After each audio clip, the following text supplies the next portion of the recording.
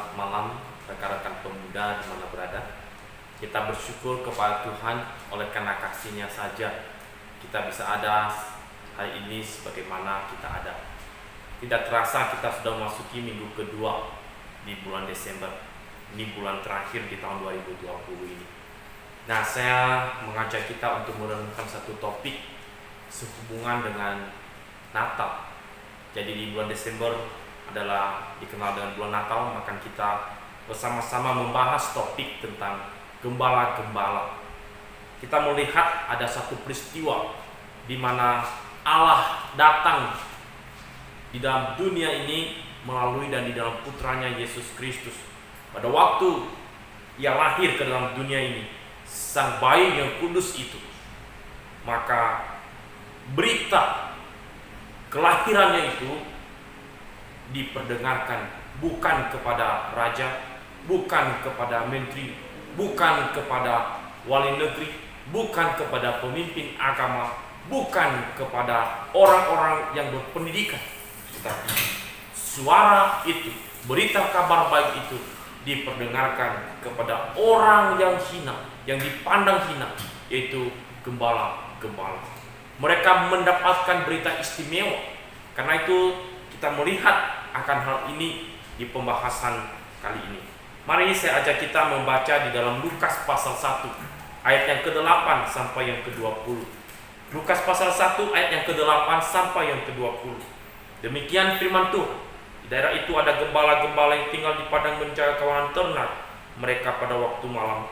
Tiba-tiba berdirilah seorang malaikat Tuhan di dekat mereka, dan kemuliaan Tuhan bersinar meliputi mereka, dan mereka sangat ketakutan. Lalu kata malaikat itu kepada mereka, "Jangan takut, sebab sesungguhnya aku memberitakan kepadamu kesukaan besar untuk seluruh bangsa. Hari ini telah lahir bagimu juru selamat, yaitu Kristus Tuhan di kota Daud. Dan inilah tandanya bagimu, kamu akan menjumpai seorang bayi dibungkus dengan lampin dan terbaring di dalam palungan. Dan tiba-tiba tampaklah bersama-sama dengan malaikat itu sejumlah besar bala tentara sorga yang memuji Allah, katanya, kemuliaan bagi Allah di tempat yang maha tinggi, dan damai sejahtera di bumi di antara manusia yang berkenan kepadanya." Setelah malaikat-malaikat itu meninggalkan mereka dan kembali ke sorga, gembala-gembala itu berkata seorang kepada yang lain, "Marilah kita pergi ke Betlehem untuk melihat apa yang terjadi di sana, seperti yang diberitahukan Tuhan kepada kita." Lalu mereka cepat-cepat berangkat dan menjumpai Maria dan Yusuf dan bayi itu yang sedang berbaring di dalam palungan. Dan ketika mereka melihatnya, mereka memberitahukan apa yang telah dikatakan kepada mereka tentang anak itu. Dan semua orang yang mendengarnya heran tentang apa yang dikatakan gembala-gembala itu kepada mereka. Tetapi Maria menyimpan segala perkara itu dalam hatinya dan merenungkannya. Maka kembalilah gembala-gembala itu sambil memuji dan memuliakan Allah, karena segala sesuatu yang mereka dengar dan mereka lihat, semuanya sesuai dengan apa yang telah dikatakan kepada mereka. Kita berdoa terlebih dahulu. Ya Tuhan, kami mau dan kami rindu firman-Mu. Kiranya firman-Mu ini boleh membawa satu kebenaran di dalam diri kami, sehingga kami terus bertumbuh dan semakin mengenal Tuhan. Mohon hikmat daripada-Mu ya Tuhan. Berkati waktu ini. Demi nama Tuhan Yesus kami berdoa. Amin. Nah, kalau kita melihat kisah daripada Nats ini teman-teman, di mana dikatakan pada waktu itu ada para gembala tinggal di padang untuk menggembalakan kawanan domba mereka. Dan tentunya ini pada malam hari. Dan tiba-tiba ada seorang malaikat dikatakan berdiri dekat mereka. Kemuliaan Tuhan meliputi mereka. Dan respon mereka adalah satu kata, yaitu takut. Ketakutan. Melihat sesuatu yang ajaib, melihat sesuatu yang belum pernah mereka lihat sebelumnya, sesuatu yang begitu megah dan begitu mulia. Dikatakan kemuliaan Allah hadir di tempat mereka berada, karena di sana ada malaikat memberitakan kabar gembira bagi mereka. Dan mereka takut sekali. Ada apa? Kenapa tiba-tiba malaikat Tuhan yang mulia itu datang membawa berita kabar baik itu? Mereka ketakutan. mereka gentar. Tetapi di dalam ketakutan mereka ada pengharapan di sana. Ketika seorang malaikat memberikan peneguhan kepada mereka, dikatakan, jangan takut, sebab sesungguhnya aku memberitakan kepadamu kesukaan yang besar, yaitu telah lahir juru selamat bagi. Nah, kalau kita melihat kisah ini teman-teman, kita mungkin bertanya ya, apa sih sebetulnya keistimewaan daripada gembala-gembala ini? Apa keistimewaan mereka? Sehingga di kisah kelahiran Tuhan Yesus, sepenggal kisah mereka juga dimunculkan oleh penulis Injil. Apa keistimewaan mereka? Nah, paling tidak ada 4 keistimewaan mereka yang saya catat berdasarkan nats ini. Yang pertama adalah apa? Mereka ini orang pertama yang mendengar kabar baik. Itu keistimewaan. Tuhan menyuruh malaikatnya memberitahukan kepada gembala-gembala yang ada di padang itu, yang sedang menjaga kawanan ternak mereka, untuk menyampaikan pesan yang agung, yaitu kabar baik. Juru selamat sudah hadir, sudah datang ke dalam dunia. Ironis memang, kabar yang agung ini seharusnya diberitahukan kepada raja, seharusnya diberitahukan kepada pembesar dan penguasa, seharusnya diberitahukan kepada imam-imam dan kepada pemimpin agama Yahudi. Tetapi tidak. Tuhan menyuruh mereka, malaikatnya, justru ke gembala-gembala itu. Siapa gembala-gembala itu? Mereka orang yang dipandang hina. Mereka orang yang dipandang sebelah mata. Mereka memiliki profesi yang begitu rendah. Tetapi Tuhan berkenan kepada mereka. Dan bukan hanya berkenan, Tuhan memberikan mereka hak khusus. Orang pertama sekali yang mendengarkan berita kelahiran Tuhan Yesus. Itulah artinya apa?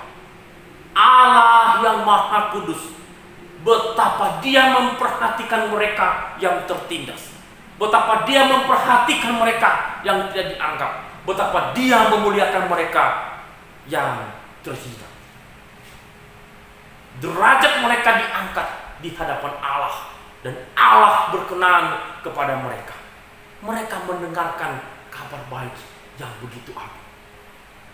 Jadi mereka sangat istimewa, pertama sekali mendengarkan kabar baik ini. Dan malaikat Tuhan menampakkan diri kepada mereka khusus. Tuhan memperlakukan mereka secara khusus. Dan ini hak istimewa. Dan ini anugerah daripada Tuhan. Itu pertama. Yang kedua, apa keistimewaan mereka kalau kita melihat di sini, di mana dikatakan merekalah kelompok pertama yang menjenguk bayi yang kudus itu. Kelompok pertama, komunitas pertama yang menjenguk, yang melihat bayi yang agung itu. Kita melihat nanti di bagian selanjutnya. Kalau kita melihat di Injil ya, di kitab Injil, baru nanti orang-orang Majus datang dari timur. Tapi kita melihat di sini para gembala ini, kelompok pertama yang datang mengunjungi bayi Yesus, mengunjungi raja di atas segala raja, mengunjungi Allah, anak Allah yang maha tinggi yang lahir di malam Natal itu. Mereka pertama sekali, kelompok yang pertama sekali menyaksikan bayi yang kudus itu. Coba perhatikan, dikatakan setelah mereka mendengarkan berita kabar baik itu, ketika malaikat mengatakan kepada mereka, hari ini telah lahir bagimu juru selamat di kota Daud, dan inilah tanda bagimu, engkau akan menjumpai seorang bayi dibungkus dengan lampin dan terbaring di dalam palungan. Engkau akan menjumpai nanti di sana seorang bayi yang dibungkus dengan lampin dan kemudian terbaring di dalam palungan. Dan apa respon mereka? Dan dikatakan mereka cepat-cepat pergi. Ayat 16, mereka cepat-cepat berangkat dan menjumpai Maria dan Yusuf dan bayi itu. Dan bayi itu. Kelompok pertama sekali yang menjenguk, yang menjumpai bayi Yesus. Tamu pertama sekali Maria dan Yusuf dan bayi Natal itu Yang datang ke mereka adalah para gembala, orang-orang yang tidak terpandang. Tamu mereka pertama sekali. Dan ini keistimewaan. Para gembala ini menyaksikan bayi yang kudus, sang juru selamat, anak Allah yang maha tinggi, Mesias yang dinanti-nantikan itu. Itu yang kedua. Yang ketiga, kita melihat keistimewaan mereka di sini lagi. Dikatakan di sini adalah mereka menyaksikan kemuliaan sorga yang luar biasa. Coba perhatikan di ayat yang ke-13. Dan tiba-tiba tampaklah bersama-sama dengan malaikat itu sejumlah besar bala tentara sorga yang memuji Allah, katanya. Mereka menyaksikan malaikat Tuhan yang datang kepada mereka penuh dengan kemuliaan, dan mereka melihat bala tentara sorga yang begitu banyak jumlahnya dan memuji Allah. Ini satu momen, ini satu peristiwa yang begitu agung, terkesan sekali. Dan para gembala ini menyaksikan itu. Mereka terpukau melihat bagaimana bala tentara sorga memuji Allah yang maha tinggi, karena putra tunggalnya datang ke dalam dunia ini untuk menebus umatnya dari dosa-dosa mereka. Luar biasa keistimewaan mereka. Jadi menyaksikan kemuliaan sorga itu. Yang ketiga. Yang keempat, mereka tak henti memuji dan memuliakan Tuhan.